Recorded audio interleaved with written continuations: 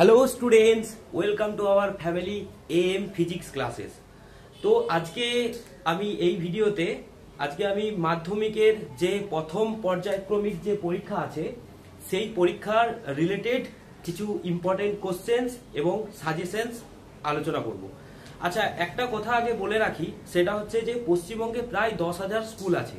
আর এই যে প্রথম পর্যায়ক্রমিক পরীক্ষাটা হয়, এই পরীক্ষাটা স্কুল নিজেরা কোশ্চেন করে।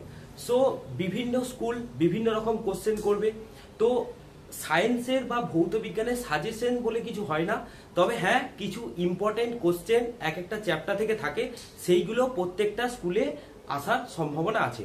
তো সেই ইম্পর্টেন্ট কোশ্চেনগুলো নিয়ে আমি ডিসকাস করব।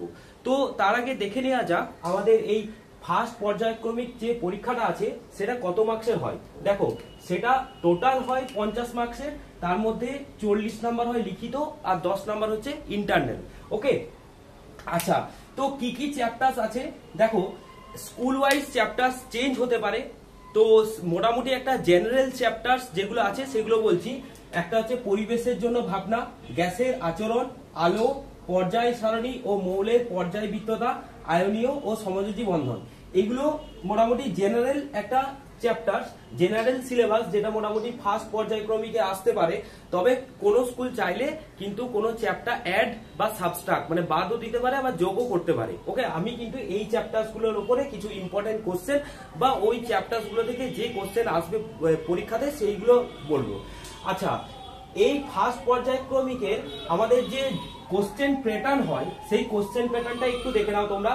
দেখো, এখানে এমসিকিউ থাকবে 1 মার্কসের 7টা। এখানে যে রেড মার্ক করা আছে, এই রেড মার্কটা হচ্ছে কত মার্কসের। তো এমসিকিউ থাকবে 7টা। আচ্ছা, ট্রু ফলস বা শূন্যস্থান পূরণ বা এসএকিউ মানে শর্ট অ্যান্সার কোশ্চেন মানে 1 মার্কের, সেটা থাকবে কটা? এই তিনটের মধ্যে মানে ট্রু ফলস বা শূন্যস্থান বা এসএকিউ, এটা 1 মার্কের থাকবে 9টা, তাহলে টোটাল হলো 9। আর 2 মার্কসের থাকবে 6টা। এই পুরো চ্যাপ্টার গুলো থেকে 2 মার্কসের 6টা 12, আর 3 মার্কসের থাকবে 4টে, 3 × 4 12। তো টোটাল হচ্ছে কত? 40। ওকে, তো এই হলো মোটামুটি আমাদের জেনারেল কোশ্চেন প্যাটার্ন, মানে কেমন কোশ্চেনটা হয়। আচ্ছা, তোমাদের অনেকেই তোমরা জিজ্ঞাসা করো যে কিভাবে পড়বে বা এই শর্ট টাইমে তোমরা কিভাবে ইমপ্রুভ করে তোমরা ভালো মার্কস ডিজায়ার করো। তার জন্য আমি তোমাদের একটা স্টাডি প্ল্যান বলছি। প্রথমত হচ্ছে প্রত্যেকটা চ্যাপ্টার, যার কাছে যা বই আছে প্রত্যেকটা চ্যাপ্টার ভালো করে পড়বে, প্রত্যেকটা থিওরি প্রত্যেকটা কনসেপ্ট ভালো করে বুঝার চেষ্টা করবে এবং বুঝে মনে রাখবে। ওকে, এটা হলো তোমাদের প্রথম যেটা করতে হবে। সেকেন্ড হচ্ছে যেসব চ্যাপ্টার্স গুলো থেকে নিউমেরিক্যালস আছে সেই থিওরিটা ভালো করে পড়লে এবং সেখান থেকে ফর্মুলাগুলো লিখে তার নিউমেরিক্যাল প্র্যাকটিস করবে। ওকে, এটা হলো সেকেন্ড। 3 নাম্বার কি করবে? 3 নাম্বার হচ্ছে যার কাছে যে বই আছে সেই বইয়ের যে কোশ্চেন গুলো আছে, মানে একটা চ্যাপ্টারের পেছনে অনেক কোশ্চেন থাকে, সেই কোশ্চেন গুলো করার চেষ্টা করবে। তবে আমি রেকমেন্ড করবো অভিনবর বইটা যদি থাকে, অভিনব বইয়ের কোশ্চেন গুলো করবে। এছাড়াও ছায়া প্রকাশনী আরো অনেক, যার কাছে যা বই আছে সেই বই থেকে করলেই হবে। আর লাস্ট হচ্ছে রিভিশন, এটা কিন্তু মাস্ট। তোমরা যখন পুরো এই পর্যন্ত হয়ে যাবে তখন কি করবে? তখন প্রত্যেকটা চ্যাপ্টারের একটা করে শর্ট নোট বানাবে যে একটা চ্যাপ্টার থেকে কি কি আছে, তো সেইটা রিভিশন। এটা হচ্ছে এক্সামের 2-3 দিন আগে বা 4 দিন আগে বা 1 সপ্তাহ আগে রিভিশন করে তোমরা এক্সামে বসবে। ওকে, তো আমি এখন মোটামুটি এই চ্যাপ্টার্স গুলো আছে, এই চ্যাপ্টার্স গুলো থেকে আমি একটু ইম্পর্টেন্ট কোশ্চেন যেগুলো মোটামুটি পরীক্ষায় আসতে পারে বা যেগুলো ওভারঅল পশ্চিমবঙ্গের সব স্কুলের স্যাররাই মোটামুটি কোশ্চেনে দিতে পারে, সেই কিছু ইম্পর্টেন্ট কোশ্চেন সেগুলো আমি ডিসকাস করব। এটা তোমরা অবশ্যই বাড়িতে কোশ্চেন গুলো লিখবে এবং কোশ্চেন গুলো পাচ্ছ কিনা সেটা কিন্তু তোমরা দেখে নেবে। যদি কোনো কোশ্চেন তোমাদের ডাউট হয় বা যদি কোনো কোশ্চেন না পারো, তোমরা কমেন্ট সেকশনে আমাকে জানাবে। ওকে, তো চলো প্রথম দেখে নেওয়া যাক আমাদের গ্যাসের আচরণ চ্যাপ্টার থেকে কিরকম কি ইম্পর্টেন্ট কোশ্চেন আসতে পারে।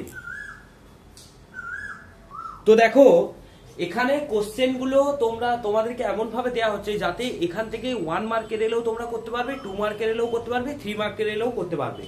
তো প্রথম যেটা আমি বললাম গ্যাসের আচরণ, গ্যাসের আচরণের প্রথম কোশ্চেন দেখো, বয়েলের সূত্রটি বিবৃত করো ও ব্যাখ্যা করো। ব্যাখ্যা মানে গাণিতিক রূপটা জানতে চেয়েছে। ওকে, তাহলে ফার্স্ট কোশ্চেন কি? বয়েলের সূত্র বিবৃত করো ও ব্যাখ্যা করো। খুব ইম্পর্টেন্ট কোশ্চেন। ব্যাখ্যাতে কিন্তু গাণিতিক রূপটা তোমরা লিখবে এবং এই বয়েলের সূত্র থেকে তোমরা কিন্তু অবশ্যই অঙ্ক প্র্যাকটিস করবে। যার কাছে যা বই আছে তার সেই বই থেকে তোমরা কিন্তু অবশ্যই একটা অঙ্ক প্র্যাকটিস করে যাবে। আচ্ছা, দ্বিতীয় হচ্ছে এই বয়েলের সূত্রের লেখচিত্র আসতে পারে PV versus V, PV versus V, P versus V বা ভি ভার্সেস পি, এটা উল্টোও হতে পারে V versus P R PV versus P. এই তিনটে লেখচিত্র কিন্তু অবশ্যই তোমরা দেখে যাবে। ওকে, তাহলে বয়েলের সূত্র কি এটা করবে, ব্যাখ্যা করো আর এই লেখচিত্রগুলো।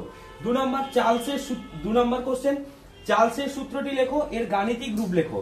চার্লসের সূত্রের গাণিতিক রূপ তোমরা আমি পড়িয়েছি, ওটা ভালো করে দেখবে। আর এবার এই চার্লসের সূত্র থেকে ভি ভার্সেস ক্যাপিটাল টি, এটা ক্যাপিটাল টি মানে কেলভিন স্কেলের তাপমাত্রা, এই লেখচিত্র আর ভি ভার্সেস স্মল টি এই লেখচিত্রটা খুবই ইম্পর্টেন্ট। এই দুটো লেখচিত্র ভালো করে দেখে যাবে এবং চার্লসের সূত্র থেকে কিন্তু অঙ্ক আসতে পারে, চার্লসের সূত্র থেকে অঙ্ক আসতে পারে। আচ্ছা, এখানে একটা খুবই ইম্পর্টেন্ট কোশ্চেন, সেটা হচ্ছে এই চার্লসের সূত্র থেকে পরম শূন্য তাপমাত্রার সংজ্ঞা দাও। পরীক্ষায় আসতে পারে শুধু পরম শূন্য তাপমাত্রা কি বা চার্লসের সূত্র থেকে পরম শূন্য তাপমাত্রার সংজ্ঞা দাও। আচ্ছা, এই পরম শূন্য তাপমাত্রার মান কত হয়, মানে সেন্টিগ্রেড স্কেলে এর মান কত হয় -273 ডিগ্রি সেন্টিগ্রেড আর কেলভিন স্কেলে কত হয় 0 কেলভিন, এটা কিন্তু মনে রাখবে। আচ্ছা, পরম শূন্য তাপমাত্রার এরকম নাম কেন, মানে পরম শূন্য কেন বলা হয়, কারণ ওই তাপমাত্রায় গ্যাসের আয়তন আর চাপ শূন্য হয়ে যায়, কিন্তু বাস্তবে কিন্তু এই পরম শূন্য তাপমাত্রার কোনো অস্তিত্ব নেই, এটা মনে রাখবে। তো এই পরম শূন্য তাপমাত্রার এরকম পরম শূন্য নামকরণ দেওয়া হয়েছে কেন আর এই নামকরণটি কে দিয়েছিলেন। এছাড়া একটা 1 মার্কের খুব ইম্পর্টেন্ট, এই 1/273 চার্লসের সূত্রে 1/273 এই ভগ্নাংশটিকে কি বলে। ওকে, নাও নেক্সট কোশ্চেন নাম্বার 3, এটা খুবই ইম্পর্টেন্ট কোশ্চেন। বয়েল ও চার্লসের সমন্বিত রূপটি, বয়েল ও চার্লসের সমন্বিত রূপটি বা অবস্থা সমীকরণটি লেখো। লেখো মানে এখানে কিন্তু তোমরা কিন্তু এটা 3 মার্কসের কোশ্চেন আসবে, মানে লেখো মানে হচ্ছে তোমরা নির্ণয় করো বয়েল ও চার্লসের সমন্বিত রূপ বা অবস্থা সমীকরণটি লেখো এবং এইটা থেকেও কিন্তু অঙ্ক আসতে পারে। তো তোমরা এই বয়েল ও চার্লসের সমন্বিত রূপ বা অবস্থা সমীকরণ থেকে একটা অঙ্ক দেখে যাবে। আচ্ছা, এরপরে কোশ্চেন হচ্ছে মাত্রা বিশ্লেষণের সাহায্যে আর এর মান বিভিন্ন এককে লেখো। দেখবে তোমাদের ওইখানে যে আর আছে ক্যাপিটাল আর, সেটা দেখবে মাত্রা বিশ্লেষণের সাহায্যে করা আছে বইয়ে, তোমরা ওটা ভালো করে দেখে যাবে এবং আর এর বিভিন্ন এককে কি মান হয় সেটাও দেখে যাবে।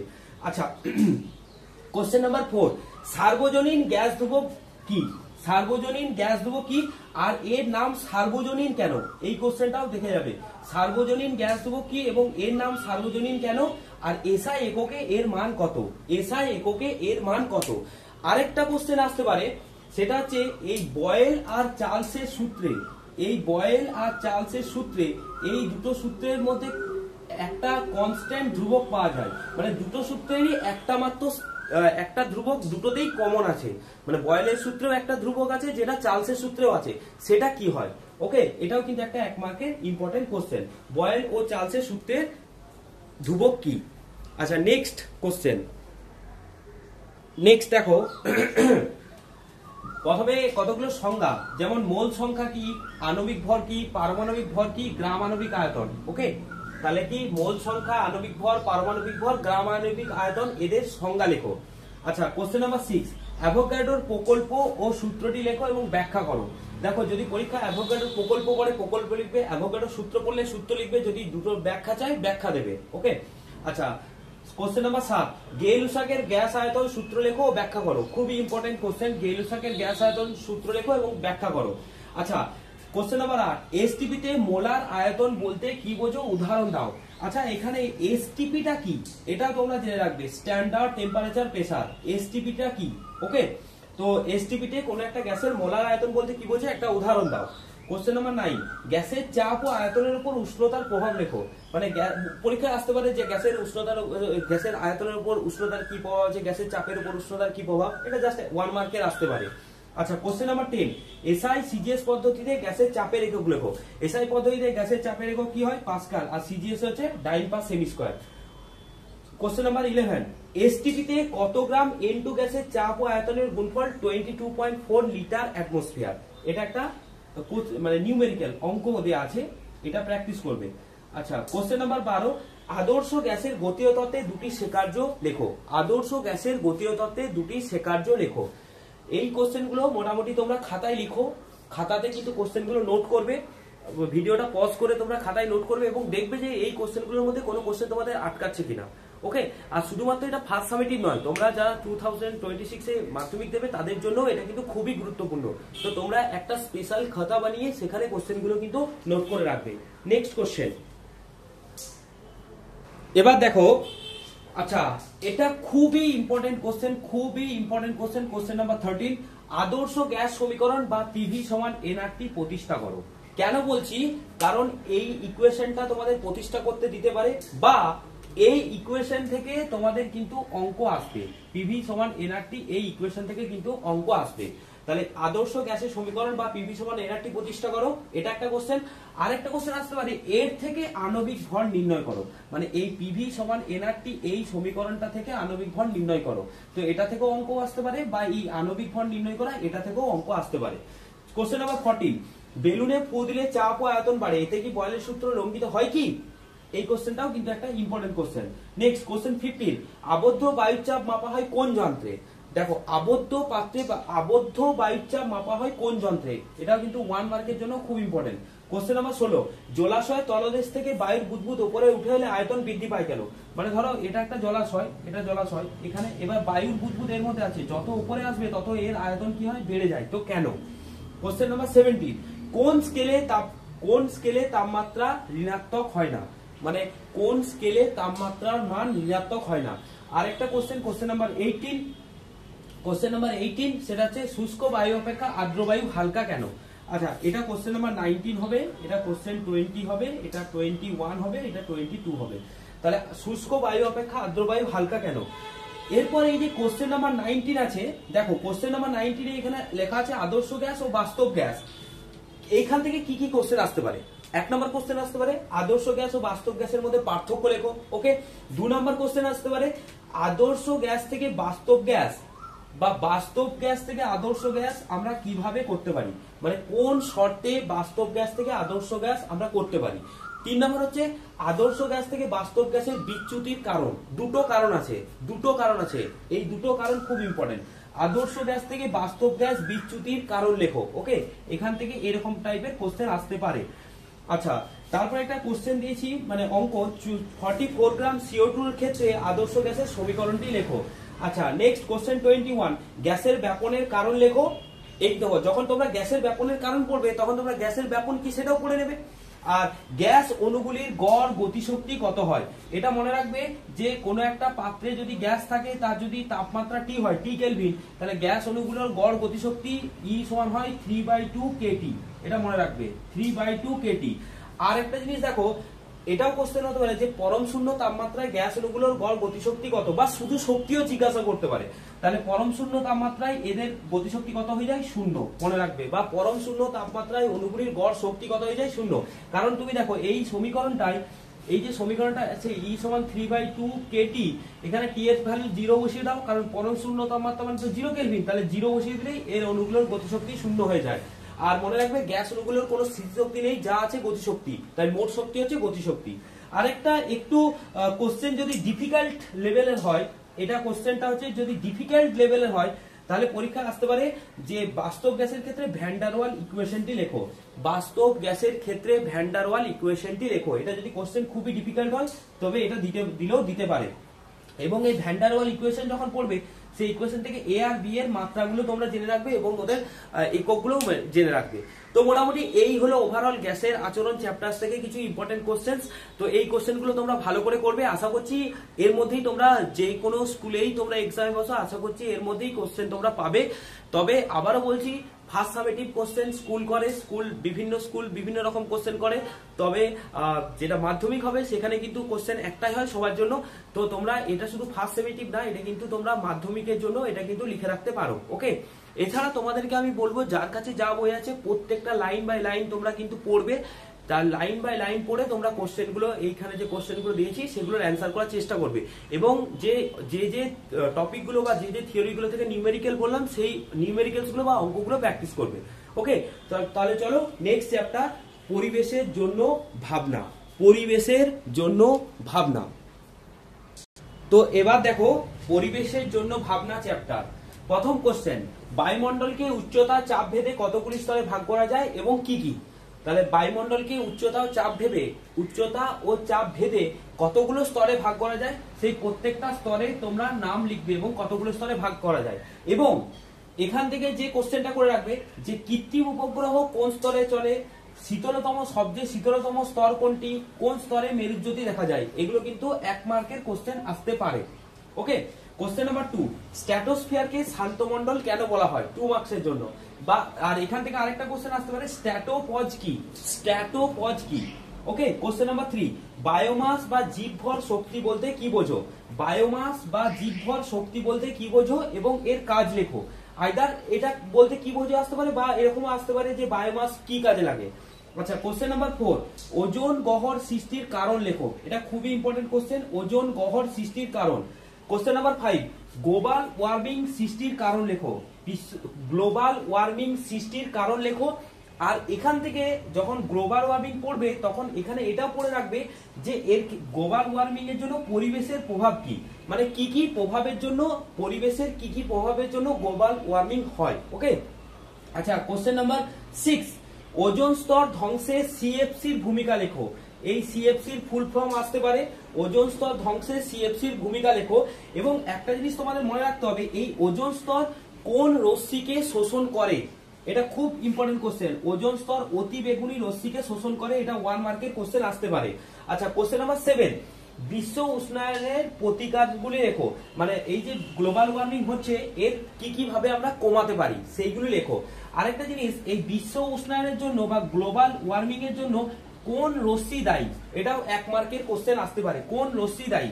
আচ্ছা, তারপরে কোশ্চেন নাম্বার 9, গ্রিন হাউস গ্যাসগুলি লেখো। দেখো, গ্রিন হাউস গ্যাস অনেকগুলো আছে, তার মধ্যে কিন্তু প্রধান উপাদানটা তোমরা কিন্তু অবশ্যই মনে রাখবে, গ্রিন হাউস গ্যাসের প্রধান উপাদান কোনটি এবং এদের প্রভাব লেখো। মানে এই গ্যাসগুলো কিভাবে গ্রিন হাউস এফেক্টটাকে বাড়াচ্ছে সেটা লিখতে বলছে। আচ্ছা, কোশ্চেন নাম্বার 10, বায়োফুয়েল কি, এদের ব্যবহার লেখো। এটাও আসতে পারে কোশ্চেন নাম্বার 10, 2 মার্কসের জন্য বা 1 মার্কসের জন্য, বায়োফুয়েল কি, এদের ব্যবহার লেখো। আচ্ছা, আরেকটা জিনিস বলে রাখি, এই যখন তোমরা এই বায়ুমণ্ডলের স্তরগুলো ভাগ করবে তখন এদের সর্বোচ্চ স্তর এবং সর্বনিম্ন স্তর এটাও কিন্তু করে রাখবে, সর্বোচ্চ স্তর সর্বনিম্ন স্তর। ওকে, তারপর হচ্ছে কোন স্তর সবচেয়ে শীতলতম, কোন স্তর সবচেয়ে বেশি উষ্ণতা আছে। ওকে, চলো নেক্সট কোশ্চেন। তো এবার দেখো কোশ্চেন নাম্বার 11, মেথানোজেন, সিরাস, মেরুজ্যোতি, সোলার প্যানেল, সিএনজি, এলপিজি, এগুলো সম্পর্কে তোমরা একটু ডেফিনেশন করে রাখবে। মেথানোজেন কি, সিরাস কি, মেরুজ্যোতি কি, সোলার প্যানেল, এই দুটোর কোশ্চেন কিন্তু আসতে পারে, ফুল ফর্ম সিএনজি আর এলপিজি। আচ্ছা, আরেকটা ছোট্ট করে কোশ্চেন বলি, যে জেট প্লেন কোন স্তরে চলাচল করে, আচ্ছা, কোশ্চেন নাম্বার 12, বায়োগ্যাসের প্রধান উপাদান লেখো। এই যে বায়োগ্যাস আছে এর প্রধান উপাদান কোনটা। আরেকটা জিনিস এখান থেকে আসতে পারে যে এই বায়োগ্যাসটাকে কোন ব্যাকটেরিয়া হেল্প করে, মানে বায়োগ্যাস তৈরিতে কোন ব্যাকটেরিয়া হেল্প করে, এটাও কিন্তু 1 নম্বরের কোশ্চেন আসতে পারে। কোশ্চেন 13, জীবাশ্ম জ্বালানি কি, ইহা কিভাবে সংরক্ষণ করা হয়, এর ক্ষতিকর প্রভাব লেখো। জীবাশ্ম জ্বালানি কি, ইহা কিভাবে সংরক্ষণ করা হয়, এর ক্ষতিকর প্রভাব লেখো। আরেকটা এখান থেকে কোশ্চেন আসতে পারে, এই জীবাশ্ম জ্বালানি একটি কঠিন ও একটি তরল জীবাশ্ম জ্বালানির নাম লেখো। কোশ্চেন নাম্বার 14, এখানে কতগুলো সংজ্ঞা দেওয়া আছে সেগুলো তোমরা একটু দেখে রাখবে। এক নম্বর হচ্ছে পাওয়ার অ্যালকোহল কি, ট্রপোপজ কি, জোয়ার ভাটা শক্তি বলতে কি বোঝো, সুইট গ্যাস কি, ফায়ার আইস কি, আর সিবিএম। এটা দেখতে না পেলে এটা লিখে রাখবে সিবিএম। ওকে, তাহলে আরেকবার বলছি, পাওয়ার অ্যালকোহল, ট্রপোপজ, জোয়ার ভাটা শক্তি, sweet gas, fire ice, CBM কি, এগুলো সংজ্ঞা আর এগুলো ছোট ছোট করে একটু করে জেনে রাখবে। আচ্ছা, কোশ্চেন নাম্বার 15, ট্রপোস্ফিয়ারকে ক্ষুব্ধমণ্ডল বলা হয় কেন। ঠিক আছে, যখন তোমরা বায়ুমণ্ডলের স্তরগুলো পড়বে তখন যে স্তরগুলো আছে, মেসোস্ফিয়ার, থার্মোস্ফিয়ার, এক্সোস্ফিয়ার, ওকে, ম্যাগনেটোস্ফিয়ার, এইগুলোকে কোন স্তরকে কি বলে সেটাও কিন্তু তোমরা একবার করে জাস্ট পাশাপাশি লিখে রাখবে। ওকে, তাও এইগুলো ইম্পর্টেন্ট বলে আমি এগুলো বলছি, যেমন ট্রপোস্ফিয়ারকে ক্ষুব্ধমণ্ডল কেন বলা হয়। সেকেন্ড কোশ্চেন, কোন স্তর থেকে বেতার তরঙ্গ প্রতিফলিত হয়, খুব ইম্পর্টেন্ট কোশ্চেন, কোন স্তর থেকে বেতার তরঙ্গ প্রতিফলিত হয়। আচ্ছা, তারপরে ওই কোশ্চেন কি, ওজোন স্তরের ঘনত্ব কোন এককে মাপা হয়, কোশ্চেন নাম্বার 16, বায়ুতে পরিচলন স্রোত কিভাবে সৃষ্টি হয়। কোশ্চেন নাম্বার 16 হচ্ছে বায়ুতে পরিচলন স্রোত কিভাবে সৃষ্টি হয়। আচ্ছা কোশ্চেন নাম্বার 17, জ্বালানি তাপন মূল্য কি, এর একক লেখো। ওকে, জ্বালানি তাপন মূল্য কি, এর একক লেখো। আরেকটা কোশ্চেন এখান থেকে আসতে পারে যে ডিজেল ও কয়লার মধ্যে কার তাপন মূল্য সবচেয়ে বেশি। ওকে, ডিজেল ও পেট্রোলের মধ্যে বা ডিজেল ও কয়লার মধ্যে কার তাপন মূল্য বেশি। চলো নেক্সট কোশ্চেন। তো দেখো এখান থেকে আর কটা কোশ্চেন দেওয়া আছে এই চ্যাপ্টার থেকে, সেটা হচ্ছে সৌরকোষ বলতে কি বোঝো, 1 নম্বরের কোশ্চেন আসতে পারে। এবং সৌরকোষে কোন ধাতু ও কোন অর্ধপরিবাহী ব্যবহার করা হয়, 1 নম্বরের কোশ্চেন। এবং এই সৌরকোষে যে দুটো তড়িৎদ্বার আছে সেই তড়িৎদ্বার দুটোর মধ্যে বিভব পার্থক্য কত, এটা একটা সৌরকোষ থেকে কোশ্চেন। আচ্ছা সেকেন্ড কোশ্চেন কি, বায়ুর বেগ কত হলে বায়ু শক্তি তৈরি করা হয় যায়, মানে বায়ুর একটা তো মিনিমাম একটা বেগ আছে, যে বেগটা পেলে তবেই বায়ু শক্তি করা যায়, সেই বেগটা কত। আচ্ছা নেক্সট কোশ্চেন, মিথেন হাইড্রেট বলতে কি বোঝো, এর সংকেত লেখো। মিথেন হাইড্রেট বলতে কি বোঝো এবং এর সংকেত লেখো। কোশ্চেন নেক্সট কোশ্চেন, অপ্রচলিত দুটি শক্তি উৎসের নাম লেখো, মানে অপ্রচলিত শক্তি উৎসের দুটি নাম লেখো। অপ্রচলিত শক্তি উৎসের দুটি নাম লেখো আর এদের ব্যবহারের সুবিধা লেখো, মানে অপ্রচলিত শক্তি কি ব্যবহার করলে আমাদের সুবিধা কি হয়। আচ্ছা এই কোশ্চেনটা খুবই ইম্পর্টেন্ট কোশ্চেন, স্থিতিশীল উন্নয়নের ধারণা কি, স্থিতিশীল উন্নয়নের ধারণা কি, স্থিতিশীল উন্নয়নের ধারণা কি। লাস্ট কোশ্চেন এই চ্যাপ্টারে, নবীকরণযোগ্য শক্তি কি এবং এর বৈশিষ্ট্য লেখো। পরীক্ষায় আসতে পারে নবীকরণযোগ্য শক্তি বলতে কি বোঝো এবং বৈশিষ্ট্য লেখো। তো মোটামুটি এই পরিবেশের জন্য ধারণা চ্যাপ্টার থেকে এইগুলো মোটামুটি ইম্পর্টেন্ট কোশ্চেন, তোমরা এগুলো একটু ভালো করে করবে। ওকে চলো নেক্সট চ্যাপ্টার আমরা দেখবো, সেটা হচ্ছে পর্যায় সারণী ও মৌলদের ধর্মের পর্যায়বৃত্ততা। তোমরা কিন্তু অবশ্যই খাতা পেন বের করে রাখো এবং কোশ্চেনগুলো নোট করো, কোশ্চেনগুলো লিখে রাখবে। এটা শুধুমাত্র ফার্স্ট সামেটিভের জন্য না, এটা কিন্তু আবারও বলছি মাধ্যমিক 2026-এর জন্য খুবই ইম্পর্টেন্ট কোশ্চেন। এগুলো তোমরা লিখে রাখবে এবং করো, খাতায় প্র্যাকটিস করবে। তো এবার দেখো পর্যায় সারণী এবং মৌলদের ধর্মের পর্যায়বৃত্ততা। এখান থেকে প্রথমে ফার্স্ট কোশ্চেন, ডোবেরিয়ানের তৈ সূত্র লেখো। তোমাদের পরীক্ষায় এরকম কোশ্চেন আসতে পারে যে তৈ সূত্রটি কার, তখন তোমাদের এখান থেকে অ্যান্সার তোমাদের হয়ে যাবে ডোবেরিয়ানের। সেকেন্ড কোশ্চেন, নিউল্যান্ডের অষ্টক সূত্র লেখো। থার্ড কোশ্চেন, মেন্ডেলিফের পর্যায় সূত্র লেখো। একটা কোশ্চেনেই 3টে কোশ্চেন দেওয়া আছে। ওকে আচ্ছা কোশ্চেন নাম্বার 2, মেন্ডেলিফের আধুনিক দীর্ঘ পর্যায় সারণীতে কয়টি পর্যায় ও শ্রেণী আছে, খুবই ইম্পর্টেন্ট। এবং ওই আধুনিক দীর্ঘ পর্যায় সারণীতে মৌলের সংখ্যা কত, এটা খুবই ইম্পর্টেন্ট কোশ্চেন। ওকে, মেন্ডেলিফের আধুনিক দীর্ঘ পর্যায় সারণীতে কয়টি পর্যায় ও শ্রেণী আছে এবং ওই আধুনিক দীর্ঘ পর্যায় সারণীতে মৌলের সংখ্যা কত। কোশ্চেন নাম্বার 3, কোন পর্যায়কে হ্রস্ব পর্যায় বলা হয় এবং কেন, হ্রস্ব পর্যায় কেন বলা হয় এবং ওই পর্যায়ে কতগুলি মৌল আছে। আমি একটা জিনিস জাস্ট বলে দিই, এইভাবে যে লাইনগুলো হয় এগুলোকে বলে পর্যায়, আর এই উপরের দিকে যেগুলো আছে এগুলোকে বলে শ্রেণী। তাহলে কি বলা হয়, কোন পর্যায়কে হ্রস্ব পর্যায় বলে এবং ওই পর্যায়ে কতগুলি মৌল আছে। আচ্ছা কোশ্চেন নাম্বার 4, মেন্ডেলিফের মূল পর্যায় সারণীতে শূন্য শ্রেণী ছিল না কেন, মানে মেন্ডেলিফের যেটা প্রথম পর্যায় সারণী সেই পর্যায় সারণীতে শূন্য শ্রেণী ছিল না কেন। আরেকটা এখান থেকে কোশ্চেন করে রাখবেন, মেন্ডেলিফের এই যে মূল পর্যায় সারণী ছিল সেখানে কতগুলি মৌল ছিল, এই কোশ্চেনটাও কিন্তু তোমরা করে রাখবে। মেন্ডেলিফের মূল পর্যায় সারণীতে কতগুলি মৌল ছিল, মেন্ডেলিফের মূল পর্যায় সারণীতে কতগুলি মৌল ছিল।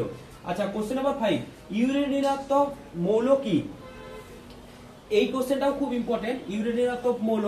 আচ্ছা এরপর হচ্ছে তড়িৎ ঋণাত্মকতার সংজ্ঞা দাও। আর তড়িৎ ঋণাত্মকতা এই জিনিসটা যে আছে এটা যখন করবে, এই তড়িৎ ঋণাত্মকতা এই শ্রেণী বরাবর কিভাবে চেঞ্জ হয়, এই যে তড়িৎ ঋণাত্মকতা পর্যায় শ্রেণী বরাবর কিভাবে চেঞ্জ হয় সেটাও তোমরা করবে। আচ্ছা এইরকম টাইপের কোশ্চেন দেওয়া থাকতে পারে, ধরো অ্যাটমিক নাম্বার দেওয়া আছে, জেড মানে হচ্ছে অ্যাটমিক নাম্বার, মানে তার পরমাণু সংখ্যা। তো পরমাণু সংখ্যা 18, 20, 19, 17, 10, 6 এগুলো দেওয়া আছে। এবার তোমাদের বলতে হবে যার পরমাণু সংখ্যা ধরো 20 সেটা কোন পর্যায়ে আছে এবং কোন গ্রুপে আছে এবং ওই মৌলটার নাম কি, এইরকম টাইপের কোশ্চেন কিন্তু এলেও আসতে পারে। ওকে আচ্ছা next question, question number 7, noble gas কাদের বলা হয় এবং কেন, নোবেল গ্যাস কাদের বলা হয় এবং কেন, এবং এদের স্থান পর্যায় সারণীতে কোথায়। যখন কোনো কিছু স্থান জিজ্ঞাসা করবে তখন তোমরা কিন্তু আধুনিক দীর্ঘ পর্যায় সারণীটাই বলবে যে এদের স্থান কোথায়। ওকে নাও লাস্ট কোশ্চেন, কোশ্চেন নাম্বার 8, মৌলদের পারমাণবিক ব্যাসার্ধ পর্যায় ও শ্রেণী বরাবর কিভাবে চেঞ্জ হয়, মানে এই যে একটা মৌল আছে এর যে পারমাণবিক ব্যাসার্ধ আর এটা এরকম শ্রেণী বরাবর কি চেঞ্জ হয়, মানে উপর থেকে নিচ দিকে বাড়ে না কমে, আর এরকম পর্যায় বরাবর কিভাবে চেঞ্জ হয়। ওকে, নেক্সট কোশ্চেন। তো এবার দেখো, এরপর কোশ্চেন গুলো দেখো, ল্যান্থানাইডস মৌল কাকে বলে, চ্যালকোজেন মৌল কি। ওকে, ল্যান্থানাইডস মৌল কাকে বলে এবং চ্যালকোজেন মৌল কি। আচ্ছা, এদের নাম মনে রাখবে, এরা কোন পর্যায়ে সারণীতে, কোন পর্যায়ে বা কোন শ্রেণীতে আছে সেটা মনে রাখবে। নেক্সট, এটাও খুব ইম্পর্টেন্ট কোশ্চেন, মেন্ডেলিভের যে দীর্ঘ পর্যায় সারণী ছিল এবং মূল পর্যায় সারণী, এদের মধ্যে পার্থক্য লেখো। দীর্ঘ বলতে এখানে আরো একটা যদি কোশ্চেন আসে যে আধুনিক দীর্ঘ পর্যায় ও মূল পর্যায় সারণী, সেটাও পার্থক্য আসতে পারে। আরেকটা জিনিস কি, এই মূল পর্যায় সারণীর ত্রুটি লেখো। মেন্ডেলিভের যে মূল পর্যায় সারণী ছিল, সেই পর্যায় সারণীর কি ত্রুটি ছিল, দুটি লেখো। আচ্ছা, নেক্সট কোশ্চেন, পর্যায় সারণীতে হাইড্রোজেনের অবস্থান বিতর্কমূলক। এটা খুব ইম্পর্টেন্ট কোশ্চেন। হাইড্রোজেনের অবস্থান খুবই বিতর্কমূলক, এই জন্য হাইড্রোজেনকে কি বলা হয়, দুষ্ট মৌল বলা হয়। তো এই কোশ্চেনটা এইভাবে আসতে পারে যে হাইড্রোজেনের সাথে 1A এবং 17 এই দুটো গ্রুপের মিল থাকা সত্ত্বেও হাইড্রোজেনকে 1A তে কেন রাখা হয়েছে, হাইড্রোজেনকে কেন দুষ্ট মৌল বলা হয়, বা হাইড্রোজেনের পর্যায় সারণীতে অবস্থান সম্পর্কে কেন এদের বিতর্কমূলক আছে। ওকে, এই কোশ্চেনটা ঘুরিয়ে ফিরে দিতে পারে। নেক্সট কোশ্চেন, সন্ধিগত মৌলগুলির বৈশিষ্ট্য লেখো। আচ্ছা, এই সন্ধিগত মৌল কি, এদের বৈশিষ্ট্য। নেক্সট কোশ্চেন, এটাও খুব 1 মার্কের ইম্পর্টেন্ট কোশ্চেন, পর্যায়বৃত্ত ধর্ম নয় মৌলদের পর্যায়বৃত্ত ধর্ম নয় কোনটা, তেজস্ক্রিয়তা। মৌলদের পর্যায়বৃত্ত ধর্ম নয় কি, তেজস্ক্রিয়তা। আরেকটা কোশ্চেন এখান থেকে ইম্পর্টেন্ট আসতে পারে যে তেজস্ক্রিয় নিষ্ক্রিয় মৌলটির নাম লেখো। মানে এমন একটা মৌলের নাম লেখো যেটা তেজস্ক্রিয় কিন্তু আবার নিষ্ক্রিয়। ওকে, নেক্সট একটা কোশ্চেন অঙ্ক দেওয়া থাকবে, ধরো এক্স একটা মৌল, ওয়াই একটা মৌল, জেড একটা মৌল। এক্স এর পারমাণবিক ক্রমাঙ্ক হচ্ছে 10, আর এর পারমাণবিক ক্রমাঙ্ক 8, আর এর পারমাণবিক ক্রমাঙ্ক হচ্ছে 6। ওকে, পারমাণবিক সংখ্যা আর কি। তো বলেছে এই তিনটে তড়িৎ ঋণাত্মকতার ক্রম অনুসারে সাজাও। মানে তড়িৎ ঋণাত্মকতা কার বেশি হবে এইভাবে তোমরা লেখো, এক্স এর বেশি হবে, ওয়াই এর বেশি হবে না জেড এর বেশি হবে, সেইভাবে ক্রম অনুসারে লেখাও। এবং এদের আকারেরও ক্রম অনুসারে লেখো যে কার আকার বেশি। মানে যদি ধরো এক্স এর আকার বেশি হয় তাহলে x greater than y greater than z, এইভাবে লিখবে। আর এদের মৌলগুলোর নাম লিখবে এবং পর্যায় সারণীতে কোন পর্যায়ে ও কোন শ্রেণীতে আছে। নেক্সট কোশ্চেন, হ্যালোজেন মৌলগুলি লেখো এবং সর্বোচ্চ তড়িৎ ঋণাত্মক এবং সর্বনিম্ন তড়িৎ ঋণাত্মক মৌলের নাম। এটাও খুব ইম্পর্টেন্ট, সর্বোচ্চ তড়িৎ ঋণাত্মক এবং সর্বনিম্ন তড়িৎ ঋণাত্মক মৌলের নাম। বা এটাও আসতে পারে সর্বোচ্চ তড়িৎ ধনাত্মক এবং সর্বনিম্ন তড়িৎ ধনাত্মক মৌলের নামও কিন্তু আসতে পারে। বা এটা থেকে এরকম কোশ্চেন দিতে পারে যে একটা তোমাদের শ্রেণী দিয়ে দিল, এখানে মৌল আছে এ বি সি ডি, এবার বলে দিল এই চারটের মধ্যে কে সবচেয়ে বেশি তড়িৎ ঋণাত্মক সেটি লেখো। তো এটাও কিন্তু একটা ইম্পর্টেন্ট কোশ্চেন। নেক্সট কোশ্চেন, আধুনিক পর্যায় সারণী গঠনে মোজলের ভূমিকা লেখো। মোজলে কিন্তু এই পর্যায় সারণী গঠনে কিন্তু অনেক ভূমিকা আছে। মোজলের একটা সূত্র আছে, সেটা তোমরা দেখে যেতে পারো। ওকে, পরীক্ষায় যদি খুব টাফ কোশ্চেন হয় তাহলে মোজলের সূত্রটা দিতে পারে। আচ্ছা, এরপর হচ্ছে এক্স রশ্মি কি, এটা একটা কোশ্চেন। আচ্ছা, নেক্সট কোশ্চেন, মুদ্রা ধাতু কি, ক্ষার ধাতু কি। ওকে, মুদ্রা ধাতু কি, ক্ষার ধাতু কি, এদের নাম, এরা কোথায় আছে। ওকে, আচ্ছা, আয়োনাইজেশন শক্তি কাকে বলে, এটাও খুব ইম্পর্টেন্ট কোশ্চেন। আয়োনাইজেশন শক্তি কি এবং পর্যায় ও শ্রেণী বরাবর আয়োনাইজেশন শক্তি কিভাবে পরিবর্তন হয়। নেক্সট কোশ্চেন, পর্যায়গতভাবে পরিবর্তন হয় না এমন দুটি ধর্মের নাম লেখো। মানে মৌলগুলো পর্যায়গতভাবে পরিবর্তন হবে না এমন দুটি ধর্মের নাম লেখো। আচ্ছা, নেক্সট কোশ্চেন, সুপার হ্যালোজেন কি, আদর্শ মৌল কি, সেতু মৌল কি। ওকে, সুপার হ্যালোজেন, আদর্শ মৌল, সেতু মৌল। এছাড়াও আমি তোমাদের একটা জিনিস বলে রাখি, সেটা হচ্ছে প্রত্যেকটা পর্যায় দেখবে মেন্ডেলিভের পর্যায় সারণীতে 7টা পর্যায় আছে, এরকম 1 2 3 4 5 6 7। ওকে, এই 7টা পর্যায়ের দেখবে প্রত্যেকটার একটা করে নাম আছে। তোমরা এই প্রত্যেকটার নাম মনে রাখবে এবং প্রত্যেকটা পর্যায়ে কটা করে মৌল আছে সেগুলো কিন্তু মনে রাখবে। এখান থেকে কিন্তু এমসিকিউ কোশ্চেন দিতে পারে। প্রত্যেকটা পর্যায়ের নাম আছে এবং প্রত্যেকটা পর্যায়ে কতগুলো মৌল আছে। হয়তো এমন কোশ্চেন দিল যে কোন পর্যায়ে সর্বোচ্চ নাম্বার মৌল আছে, সেই পর্যায়টি কত, এরকমও কোশ্চেন দিতে পারে। এছাড়া হচ্ছে ল্যান্থানাইডস, অ্যাক্টিনাইডস কি, এই কোশ্চেনটাও আসতে পারে, ল্যান্থানাইডস এবং অ্যাক্টিনাইডস কি। ওকে, তো এই হলো আমাদের পর্যায় সারণী থেকে মোটামুটি একটা ইম্পর্টেন্ট কোশ্চেন। এরপর আসছি সমযোজী ও আয়নীয় বন্ধন। ওকে, সমযোজী ও আয়নীয় বন্ধন। তো এবার দেখো প্রথম কোশ্চেন, আয়নীয় ও সমযোজী বন্ধন কাকে বলে, উদাহরণ দাও। ওকে, আয়নীয় ও সমযোজী বন্ধন কাকে বলে, উদাহরণ দাও। এখান থেকে এই কোশ্চেনটাও আসতে পারে, আয়নীয় ও সমযোজী বন্ধনের পার্থক্য লেখো। আয়নীয় এবং সমযোজী বন্ধনের পার্থক্য লেখো। তো তোমরা যখন পার্থক্য করবে সংজ্ঞাটা মনে রাখবে, যদি সংজ্ঞা আসে তাহলে সেখানেই তোমরা অ্যান্সার করে দেবে। ওকে, আরেকটা জিনিস এখান থেকে আসতে পারে যে এই আয়নীয় বন্ধন আর সমযোজী বন্ধন, এই বন্ধন দুটির মধ্যে কোনটি বেশি সুস্থিত এবং কেন? মানে আয়নীয় বন্ধন বেশি সুস্থিত না সমযোজী বন্ধন বেশি সুস্থিত এবং কেন? ওকে, এটা হলো কোশ্চেন নাম্বার 1। কোশ্চেন 2, তড়িৎ যোজ্যতা ও সমযোজ্যতা কাকে বলে উদাহরণ দাও। তড়িৎ যোজ্যতা ও সমযোজ্যতা কাকে বলে উদাহরণ দাও। এদের মধ্যে পার্থক্য আসতে পারে, যদি আসে এদের মধ্যে পার্থক্য আসতে পারে। তড়িৎ যোজ্যতা ও সমযোজ্যতা বলতে কি বোঝো? কোশ্চেন 3, তড়িৎযোজী ও সমযোজী যৌগের পার্থক্য লেখো উদাহরণ সহ। এটা কিন্তু খুব ইম্পর্টেন্ট কোশ্চেন। কি না, তড়িৎযোজী আর সমযোজী যৌগের পার্থক্য লেখো উদাহরণ সহ। আরেকটা এখান থেকে 1 মার্কের ইম্পর্টেন্ট কোশ্চেন আসতে পারে, সেটা হচ্ছে যে দৈনন্দিন জীবনে আমরা যেসব যৌগ ব্যবহার করি তাদের দুটি তড়িৎযোজী ও দুটি সমযোজী যৌগের নাম লেখো। দৈনন্দিন জীবনে ব্যবহৃত দুটি তড়িৎযোজী এবং দুটি সমযোজী যৌগের নাম লেখো। ওকে, আচ্ছা এখান থেকে আরো একটা কোশ্চেন আসতে পারে, সেটা কি তড়িৎযোজী যে কোনো যৌগের গলনাঙ্ক সমযোজী যৌগের থেকে বেশি হয় কেন? তড়িৎযোজী যে কোনো যৌগের গলনাঙ্ক সমযোজী যৌগের থেকে বেশি হয় কেন? আচ্ছা একটা তড়িৎযোজী যৌগের নাম বলো তো, যেমন NaCl। ওকে, NaCl। আর একটা সমযোজী যৌগের নাম বলো, যেমন মিথেন, CH4।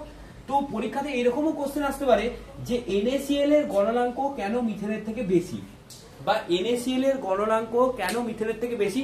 তো তোমরা যখন কোশ্চেনটা লিখবে তখন ওখানে তড়িৎযোজী যৌগের গলনাঙ্ক কেন সমযোজীর থেকে বেশি, সেখানে শুধুমাত্র ওই NaCl আর CH4 একটু অ্যাড করে দেবে।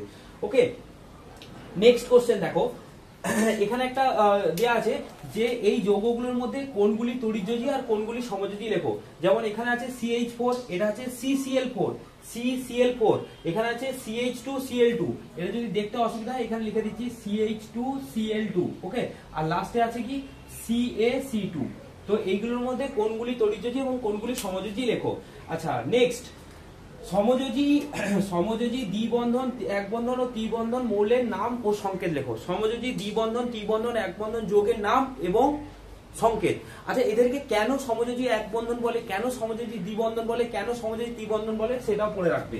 আচ্ছা নেক্সট কোশ্চেন, কোশ্চেন 5, কি ধরনের যৌগ, এই যে কিছু যৌগ দেয়া আছে, দেখো এখানে কিছু যৌগ দেয়া আছে, এই যৌগগুলো প্রথমত হচ্ছে কি ধরনের, সেই যৌগগুলো তোমাদের ইলেকট্রন ডট গঠনের সাহায্যে তোমাদের দেখাতে হবে। কি কি যৌগগুলো আছে, খুবই ইম্পর্টেন্ট যৌগ, NaCl, MgCl2, CaCl2, CH4, acetylene, N2CO2, NH3, HF, CaO।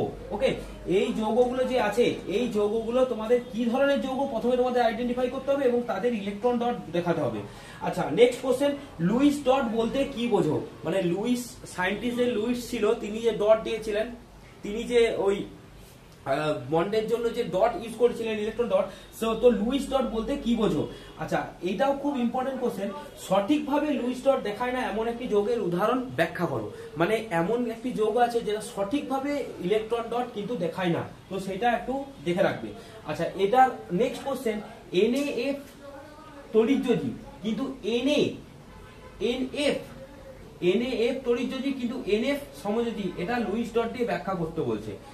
NaF, এই দেখো NaF এটা হচ্ছে কি তড়িৎযোজী, কিন্তু NF এটা হচ্ছে সমযোজী, এই দুটো তোমাদের লুইস ডট দিয়ে ব্যাখ্যা করতে বলছে। ওকে চলো নেক্সট কোশ্চেন। তো দেখো অষ্টক সূত্র ব্যতিক্রম হয় এমন একটি তড়িৎযোজী ও সমযোজী যৌগের নাম লেখো। অষ্টক সূত্র মেনে চলে না এমন একটি তড়িৎযোজী ও সমযোজী যৌগের নাম লেখো। নেক্সট কোশ্চেন, গ্লুকোজ বা চিনি জলীয় দ্রবণ তড়িৎ পরিবহন করে না কিন্তু NaCl এর জলীয় দ্রবণ তড়িৎ পরিবহন করে কেন? আচ্ছা নেক্সট কোশ্চেন, এমন একটি যৌগের নাম লেখো, এটা খুবই ইম্পর্টেন্ট কোশ্চেন, এমন একটি যৌগের নাম লেখো যা গ্যাসীয় অবস্থায় সমযোজী কিন্তু জলীয় দ্রবণে আবার তড়িৎ পরিবহন করে। ওকে, এই সমযোজী আর তড়িৎযোজী যৌগের যখন পার্থক্য পড়বে তখন কিন্তু এটা অবশ্যই মনে রাখবে যে কে তড়িৎ পরিবহন করতে পারে কে পারে না। সো এমন একটি যৌগের নাম লেখো যা গ্যাসীয় অবস্থায় সমযোজী হলেও জলীয় দ্রবণে তড়িৎ পরিবহন করে। নেক্সট কোশ্চেন, আয়নীয় যৌগের ক্ষেত্রে, এটা কিন্তু মোস্ট ইম্পর্টেন্ট, আয়নীয় যৌগের ক্ষেত্রে আণবিক ভরের পরিবর্তে সংকেত ভর কেন বেশি ব্যবহার করা হয়? আণবিক ভরের পরিবর্তে কেন সংকেত ভর ব্যবহার করা হয়? নেক্সট কোশ্চেন, আয়নন বিভব বলতে কি বোঝায়? আচ্ছা এই দুটো কোশ্চেন দেখো, তড়িৎযোজী যৌগ গঠনের ক্ষেত্রে কোশেলের ধারণা লেখো। মানে তড়িৎযোজী যৌগ যখন গঠন হয় তখন কোশেল একটা ধারণা দিয়েছিল, সেটা লিখতে বলেছে। আর এটা একটু এক্সেপশনাল কোশ্চেন বা এটা খুব একটু ডিফিকাল্ট টাইপ কোশ্চেন, এটা ভালো করে করবে। কোশ্চেন কঠিন হলে এনে দিতে পারে। সেটা হচ্ছে সমযোজী ও তড়িৎযোজী যৌগ গঠনের শর্ত লেখো। সমযোজী ও তড়িৎযোজী যৌগ গঠনের শর্ত লেখো। তো মোটামুটি এগুলো হচ্ছে আয়নীয় সমযোজী যৌগ চ্যাপ্টার থেকে ইম্পর্টেন্ট কোশ্চেন। এরপর আসছি ফার্স্ট সামেটিভের লাস্ট যে চ্যাপ্টার আছে সেটা হচ্ছে আলো, অপটিক্স, লাইট।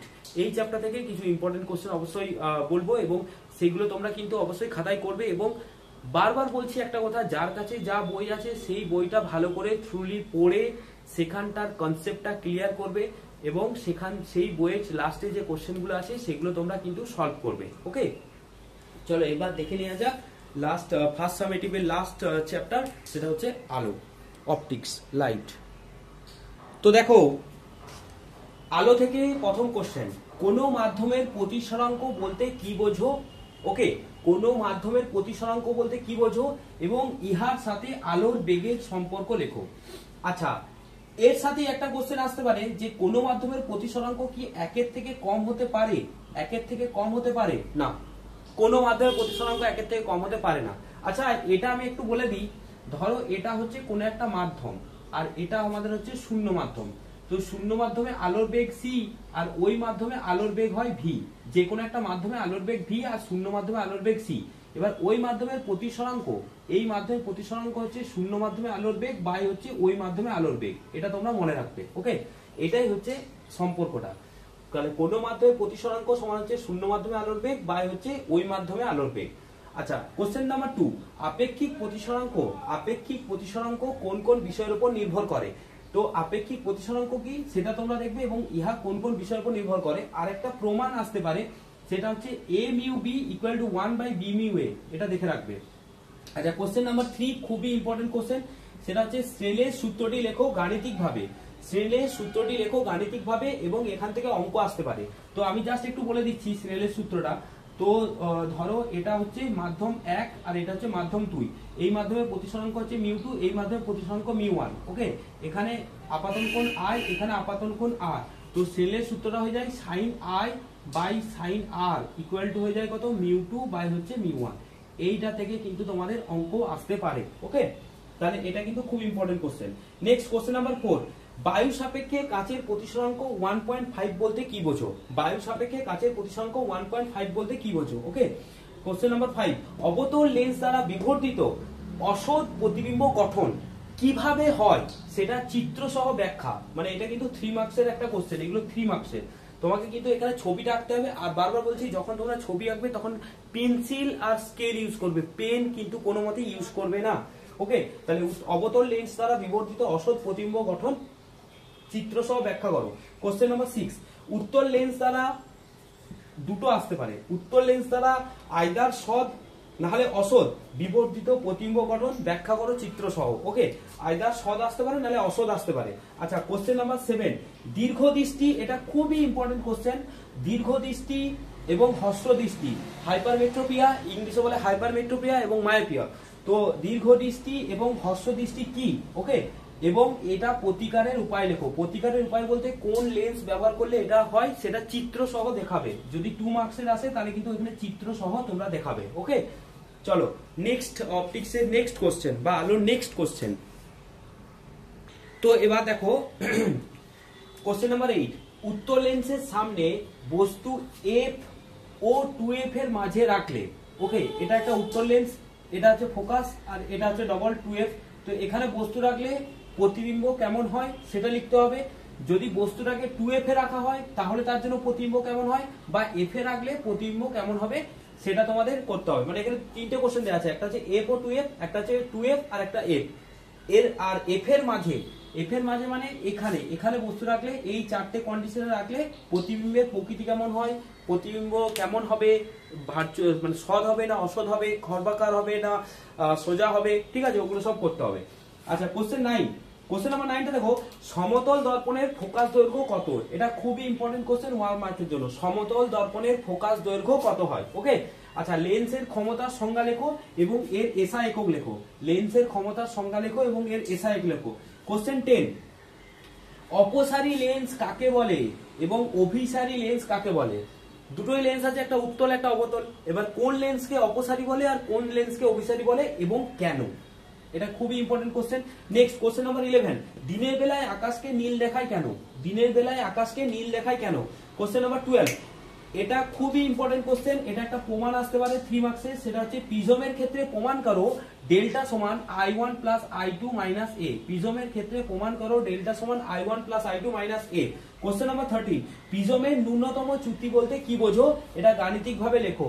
প্রিজমের ন্যূনতম চ্যুতি বলতে কি বোঝো? গাণিতিক ভাবে লেখো। আচ্ছা, কোশ্চেন নাম্বার 14, সমান্তরাল কাচ ফলকের মধ্যে প্রতিসরণ ব্যাখ্যা করো। দেখো, সমান্তরাল কাচ ফলকে যখন তোমরা করবে তখন আলোটা যে অ্যাঙ্গেলে ঢুকবে আলোটা কিন্তু সেম অ্যাঙ্গেলেই কিন্তু বেরোবে, মানে অ্যাঙ্গেল অফ ইনসিডেন্ট আর অ্যাঙ্গেল অফ ইমার্জেন্স সেম হয়। এটা এই প্রমাণটাও আসতে পারে এই সমান্তরাল কাচ ফলকের থেকে। আচ্ছা, কোশ্চেন নাম্বার 15, শুদ্ধ বর্ণালী ও অশুদ্ধ বর্ণালীর কি? কোশ্চেন নাম্বার 15টা হচ্ছে শুদ্ধ বর্ণালী অশুদ্ধ বর্ণালী কি? শুদ্ধ বর্ণালী অশুদ্ধ বর্ণালীর মধ্যে পার্থক্য লেখো, শুদ্ধ বর্ণালী অশুদ্ধ বর্ণালীর একটা করে উদাহরণ দাও, এটাও আসতে পারে। ওকে, আচ্ছা, তারপরে ওর সাথে একটা কোশ্চেন আছে, আলোক কেন্দ্র বলতে কি বোঝো? কোন লেন্সের আলোক কেন্দ্র বলতে কি বোঝো? এটা চিত্র সহ দেখাও, চিত্র সহ। আলোক কেন্দ্র বলতে কি বোঝো? চিত্র সহ দেখাও। এছাড়া কতগুলো সংজ্ঞা আমি বলেছি যেটা দর্পণ বা লেন্সের জন্য চিত্র সহ করবে। কি কি? যেমন হচ্ছে বক্রতা কেন্দ্র, বক্রতা ব্যাসার্ধ, প্রধান অক্ষ, ফোকাস। ওকে, এগুলো কিন্তু দর্পণের জন্য করবে, লেন্সের জন্য করবে, এই সংজ্ঞাগুলো আসতে পারে। আরেকটা কোশ্চেন এখানে বলা হচ্ছে, সেটা হচ্ছে উত্তল বা অবতল দর্পণের জন্য বিভিন্ন অবস্থানে বস্তুর জন্য প্রতিবিম্ব গঠন। মানে উত্তল বা অবতল দর্পণের জন্য বিভিন্ন অবস্থানে যে প্রতিবিম্ব, মানে বিভিন্ন অবস্থানে বস্তু রাখলে যে প্রতিবিম্ব গঠন হয় সেই প্রতিবিম্ব কেমন হবে বা সেই প্রতিবিম্বের আকার কি হবে, ওগুলো সব করতে হবে। আরেকটা কোশ্চেন হয়, সেটা হচ্ছে ল্যাটারাল ইনভার্সন, পার্শ্ব সরণ। দেখবে যখন আমাদের এটা ধরো দর্পণ, এখানে দর্পণ তো এখানে দেখবে এ লিখেছো, কিন্তু এখানে কি দেখাবে, এটা কেমন দেখাবে? তো এইটা লেখা, এই যে এটা কেমন ভাবে দেখা হয় সেইটাকে বলা হয় পার্শ্ব সরণ। তো এটা একটু তোমরা দেখে রাখবে। ওকে, যে কোন লেটার গুলোর পার্শ্ব সরণ হয়, কোন লেটার গুলোর হয় না। মনে রাখবে যে লেটার গুলোকে বা যে অক্ষরগুলোকে মাঝামাঝি কাটলে এই দিকটাও যেমন হয় এই দিকটাও সেমন হয়, এদেরকে বলে সিমেট্রি। সেগুলোর কিন্তু কোনো পার্শ্ব সরণ হয় না। যেমন ও এর কোনো পার্শ্ব সরণ হয় না। কিন্তু দেখো বিটাকে যদি মাঝ বরাবর কেটে দাও, এই পোর্শনটা যেমন হবে এই পোর্শনটা দেখো আলাদা, তাহলে এর কিন্তু পার্শ্ব সরণ হয়ে হবে। ওকে, তাহলে তোমরা কোন কোন অক্ষরগুলোর পার্শ্ব সরণ হয় কোনগুলো হয় না সেগুলো দেখবে। ওকে, চলো নেক্সট কোশ্চেন। এরপর দেখো, অপসারী লেন্সের সাহায্যে কিভাবে অসৎ সমশীর্ষ প্রতিবিম্ব গঠিত হয় তার চিত্র সহ দেখাও। এই চিত্রগুলো কিন্তু সবই তোমরা পেন্সিলে করবে। নেক্সট কোশ্চেন, অবতল দর্পণ কখন বস্তুর সমান আকৃতির প্রতিবিম্ব তৈরি করে, চিত্র সহ দেখাও। আচ্ছা, এরপর কোন দর্পণ ব্যবহার করা হয় এবং কেন?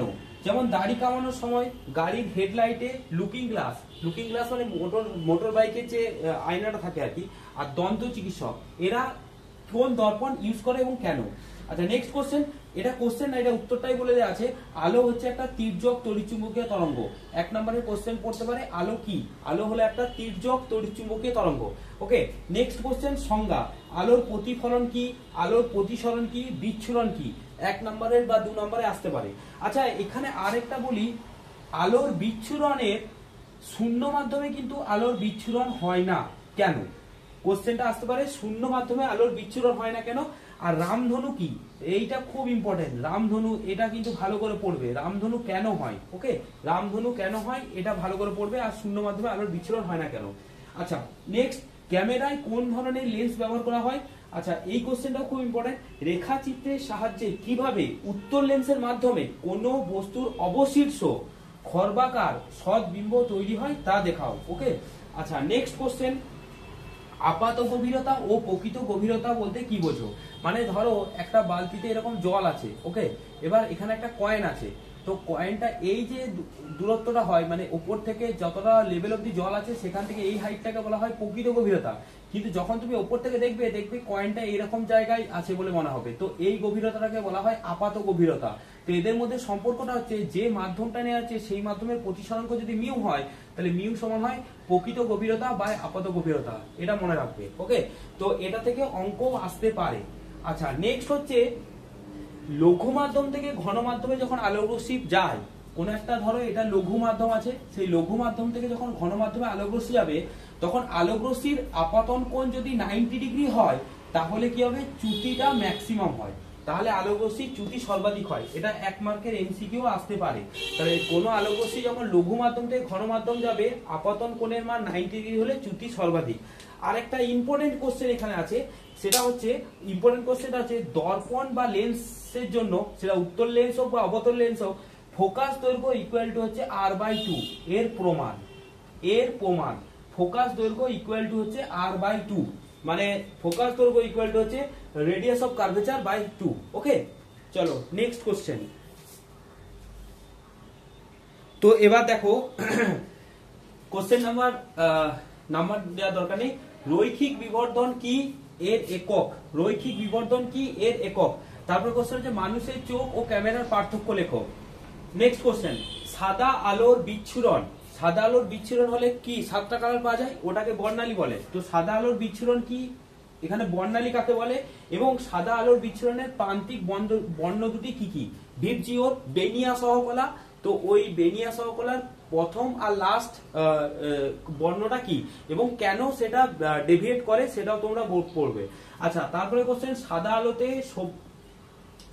আলোতে সবুজ পাতা সবুজ দেখায় কেন, মানে সবুজ পাতার উপর যদি সাদা আলো পড়ে সেটা সবুজই দেখাবে। আচ্ছা, তারপরে হচ্ছে পরিপূরক বর্ণ বলতে কি বোঝো। নেক্সট কোশ্চেন, কোন বর্ণের আলোর জন্য কোন মাধ্যমের প্রতিসরাঙ্ক বেশি, মানে কোন বর্ণের আলোর জন্য কোন মাধ্যমের প্রতিসরাঙ্ক বেশি।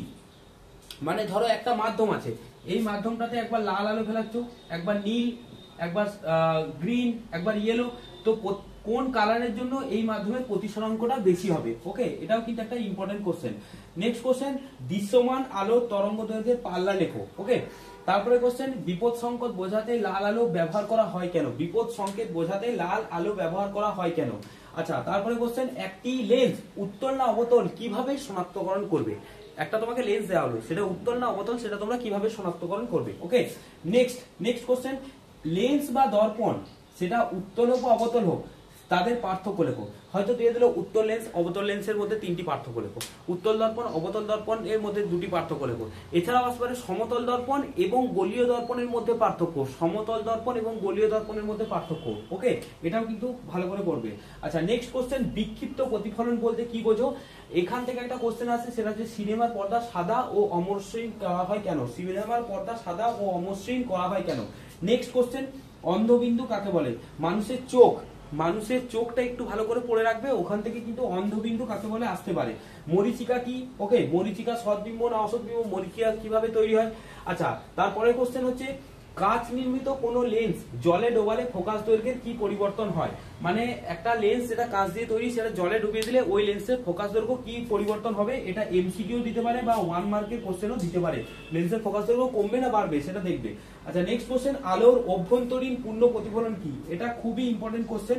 আলোর অভ্যন্তরীণ পূর্ণ প্রতিফলন এটা খুবই ইম্পর্টেন্ট কোশ্চেন। এখান থেকে সবচেয়ে বেশি ইম্পর্টেন্ট হচ্ছে এটা অভ্যন্তরীণ কেন বলে, এটাকে পূর্ণ কেন বলে এবং প্রতিফলনই কেন বলে। এটা কিন্তু প্রতিফলন নয়, এটা কিন্তু প্রতিসরণের কেস। আচ্ছা, নেক্সট কোশ্চেন, এর শর্তগুলি লেখো, আলোর অভ্যন্তরীণ পূর্ণ প্রতিফলনের শর্তগুলি লেখো। আচ্ছা, নেক্সট কোশ্চেন, পার্থক্য লেখো সৎ ও অসৎ প্রতিবিম্ব, সৎবিম্ব এবং অসৎবিম্ব। যখন পার্থক্য লিখবে তখন কিন্তু সংজ্ঞাটা অবশ্যই লিখে দেবে এবং একটা করে উদাহরণ অবশ্যই দেবে। আচ্ছা, নেক্সট, সূর্যোদয় ও সূর্যাস্তের সময় সূর্যকে লাল দেখায় কেন, দেখেছো তোমরা, যখন সূর্য ডুবে যায় তখন লাল দেখায়, যখন সূর্য ওঠে তখন লাল দেখায়। আচ্ছা, নেক্সট হচ্ছে বিবর্ধন কাজ হিসাবে উত্তল লেন্সের কার্যটি লেখো। মানে আমাদের সে আতস কাজ ছিল না ছোটবেলায়, আমরা দেখতাম না পাতাটাকে বড় হয়ে দেখাতো, লেখাগুলোকে অনেক বড়, তো ওটাই বলতে চাইছি যে বিবর্ধন কাজ হিসেবে উত্তল লেন্সের কার্যটি লেখো। আচ্ছা, এই কোশ্চেন তো আগেই দিয়েছি, মানুষের ক্যামেরা চোখ। ওকে, তো মোটামুটি আলো থেকে এইগুলোই ইম্পর্টেন্ট কোশ্চেন মনে হয়েছে। আবার আমি একটা কথা বলছি, সেটা হচ্ছে ফার্স্ট সামেটিভ কিন্তু স্কুল কোশ্চেন করবে। সো তোমরা কিন্তু তোমাদের স্কুলে যে স্যাররা পড়াচ্ছে সেই স্যার কি কোশ্চেন দিচ্ছে সেটা তোমরা ভালো করে ফলো করবে। ওকে, কারণ কোশ্চেনটা স্যারই করবে, স্কুল করবে।